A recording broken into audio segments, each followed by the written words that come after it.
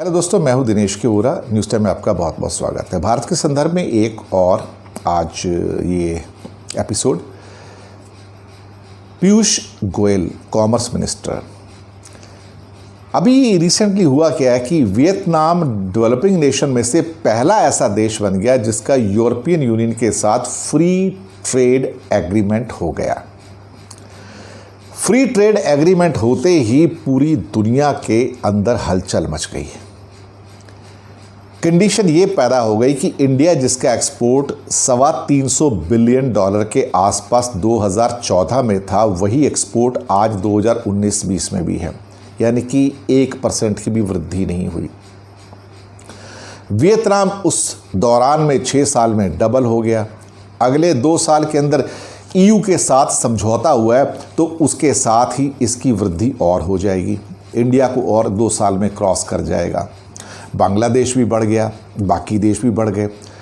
और वियतनाम के FTA ने, फ्री ट्रेड एग्रीमेंट ने, तो हिंदुस्तान के अंदर एक तरह देखा जाए डर पैदा कर दिया, खौफ पैदा कर दिया। हिंदुस्तान ने 6 साल तक यूरोपियन यूनियन के साथ फ्री ट्रेड टॉक की बात की थी। ये बात है 2013 तक हमने 6 राउंड की बातचीत की थी और फिर उसके बाद हमने बंद कर दी। और मोदी सरकार तो खैर फ्री ट्रेड के पक्ष में नहीं है। मैं आपको बताऊं, ये फ्री ट्रेड के जितने भी पहले एग्रीमेंट थे जो साउथ ईस्ट एशिया के साथ में थे, ये तो उन्हें भी कैंसिल करने के चक्कर में थे। पर उनके टाइम बाउंड होते हैं तो आप कैंसिल नहीं कर सकते। उसके बाद इंडिया ने RCEP से भी बाहर हो गया, जो कि रीजनल कोऑपरेशन ऑफ जो है इकोनॉमिक पार्टनरशिप का, कि ये डर कि चाइना सबको स्वैम्प कर जाएगा तो मैं उसका पार्ट नहीं बनूंगा। 16 देशों का RCEP था।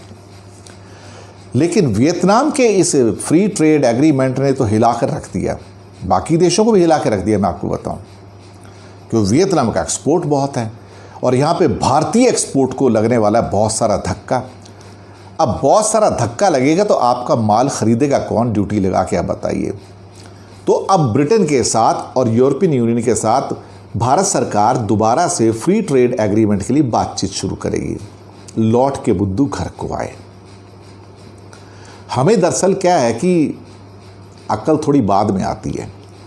जब दूसरा हमारी थाली में से रोटी खींच के ले जाता है, उसके बाद हमें अक्ल आती है कि हमें करना क्या है।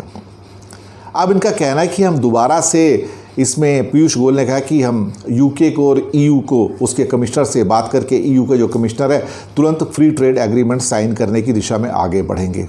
क्यों साहब, अब क्या हो गया?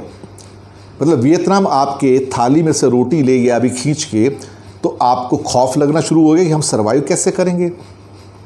और फिर आप, भारत सरकार तो फ्री ट्रेड एग्रीमेंट के बिल्कुल खिलाफ थे।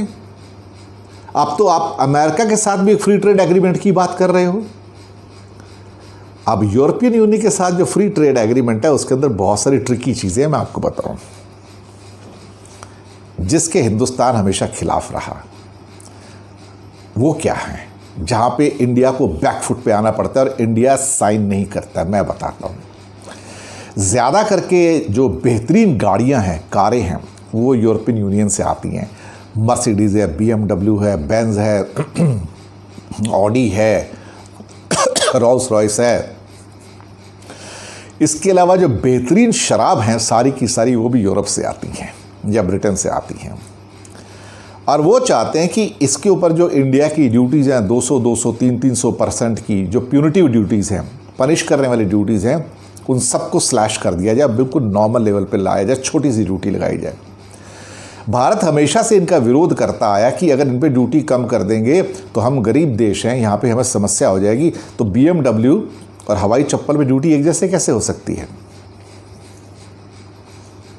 यहाँ फंसता है पेच। साथ में डेयरी प्रोडक्ट्स भी हैं। अब इंडिया तो अमेरिका से भी डेयरी प्रोडक्ट नहीं मंगाता, ऑस्ट्रेलिया और न्यूजीलैंड से भी नहीं मंगाता, इसी चक्कर में कि हमारी डेयरी इंडस्ट्री बर्बाद हो जाएगी। लेकिन हमारे पास तो 4-5 प्रोडक्ट छोड़ के कुछ है ही नहीं यहाँ पर। जबकि आप यूरोप में, ऑस्ट्रेलिया में, अमेरिका में जाएँ तो आपको जो डेयरी प्रोडक्ट्स हैं कम से कम 100-150 किस्म के आपको मिलेंगे।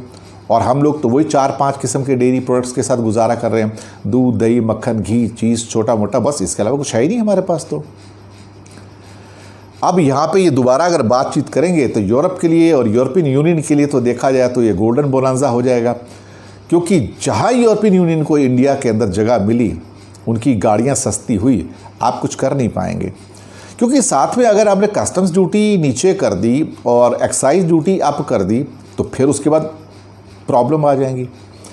तो इंडिया को एक बड़े सैक्रिफाइस के लिए तैयार रहना चाहिए। वियतनाम के अंदर तो इतनी कंजप्शन है नहीं इन गाड़ियों की, जो आती है रेडीमेड आके बिक जाती हैं, लेकिन इंडिया बड़ी मार्केट है।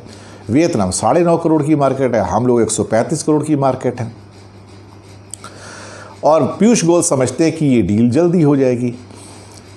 अब यहाँ से क्या है कि हमारी बहुत सारी चीज़ें हैं, फार्मास्यूटिकल्स हैं, टेक्सटाइल है, हैंडीक्राफ्ट है, लेदर है, फर्नीचर है, इंडस्ट्रियल मशीनरी है, जिसको हम भेज सकते हैं। और वहाँ पर भी ड्यूटी लग जाती है इनके ऊपर। बांग्लादेश, वियतनाम, उन सबको ज़ीरो ड्यूटी मिलती है इनके ऊपर ऑलमोस्ट। तो हम वहाँ भी पीछे रह जाते हैं। चाइना को भी वहाँ पे काफ़ी ड्यूटी लगती तो है, लेकिन चाइना का माल सस्ता इतना ज़्यादा है कीमत में कि ड्यूटी लगाने के बाद भी सस्ता पड़ता है।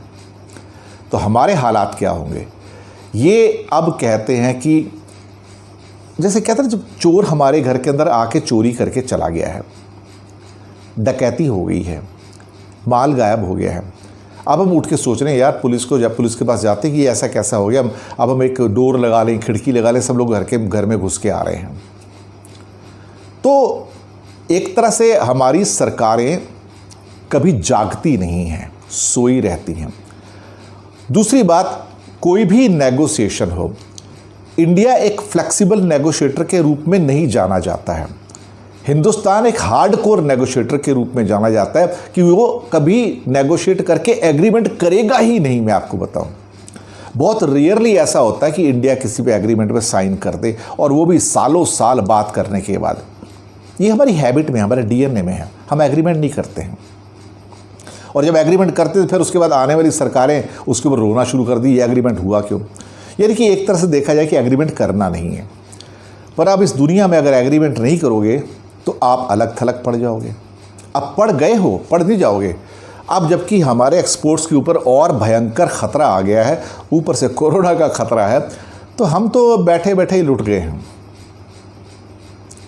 तो अब पीयूष गोयल जी का ये कहना, कॉमर्स मिनिस्टर का, कि हम यूनाइटेड किंगडम ईयू के साथ फ्री ट्रेड एग्रीमेंट की बात शुरू करेंगे, ज़रूर कीजिए साहब, लेकिन जैसे ही कारों पे और शराब पे बात आएगी, लिकर पे, फिर नीचे आ जाएगी।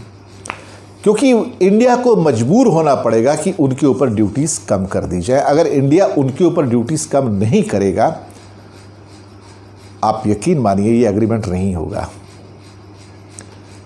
या तो भारत झुक जाए, यूरोपियन यूनियन के लेवल पे आए, और नहीं आता तो फिर ये एग्रीमेंट नहीं होता है। आप जो करना है कर लीजिए।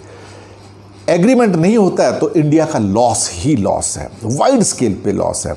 और अभी जो झटका वियतनाम ने दिया है वो तो सहन होना मुश्किल है, क्योंकि पिछले साल तो $325 बिलियन के एक्सपोर्ट हो गए थे।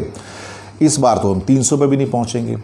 यानी कि मोदी जी के 7 साल के अंदर एक्सपोर्ट डाउन होते जा रहे हैं, डाउन होते जा रहे हैं, डाउन होते जा रहे हैं। कभी कमेटी बिठाते हैं, कभी कमीशन बिठाते हैं, कभी ग्रुप ऑफ एडवाइज़र बिठाते हैं, कभी ग्रुप ऑफ एक्सपर्ट्स, कभी group of minister, group of secretaries, कुछ काम नहीं करता, क्योंकि इनको एक्सपोर्ट बढ़ाना ही नहीं है, इनकी इंटेंशन ही नहीं है, ऑनेस्टी है ही नहीं, तो एक्सपोर्ट कैसे बढ़ेगा। यही भारत है, इनफ्लेक्सिबल, रिजिड, कि कुछ भी एक्सेप्ट नहीं कर रहे हैं, जैसे जो करना है कर ले। और इसी चक्कर में क्या होता है, हम अपने घर में आग लगा लेते हैं। वही तो हम करते आए हैं हमेशा से, अपने घर में आग लगाते हैं। अब फिर बात करने जाएंगे, फिर साइन नहीं करेंगे। आप देखिए लंबी खिंच के 2-4 साल हो जाएगी, बातचीत करते रहेंगे, करते रहेंगे, करते रहेंगे, फिर कहेंगे नहीं बात नहीं बन रही है, हम नहीं करते। और दूसरे कोई और आके, तब तक बांग्लादेश भी फ्री ट्रेड एग्रीमेंट करके चला जाएगा, बाकी लोग भी आएंगे फ्री ट्रेड एग्रीमेंट करके चले जाएंगे, और हम वैसे के वैसे ही, क्या कहते हैं ना, हम ऐसे थे ऐसे रहेंगे।